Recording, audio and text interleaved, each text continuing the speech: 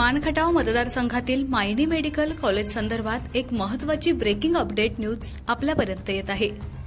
Mayani medical कॉलेजच्या Covid घोटाळा प्रकरणात संपूर्ण संचालक मंडळावर वडूज पोलीस ठाण्यात गुन्हा दाखल करण्यात आलाय।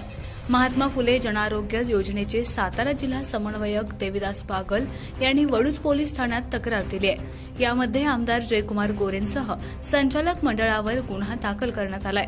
याचिकाकर्ते दीपक देशमुख यांनी आमदार जयकुमार गोरे यांच्या विरोधात मुंबई उच्च न्यायालयात याचिका दाखल करून मृत रुग्णांच्या नावे महात्मा फुले जनआरोग्य योजनेमधून कोट्यवधी रुपये हडपल्याचा आरोप केला होता।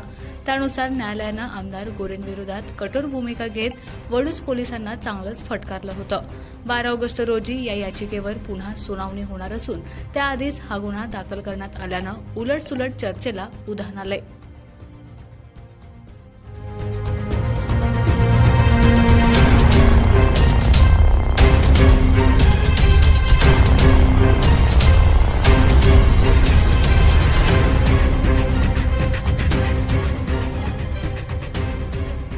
आपला आवाज न्यूज नेटवर्कसाठी एकनाथ वाघमोडे, दहिवडी।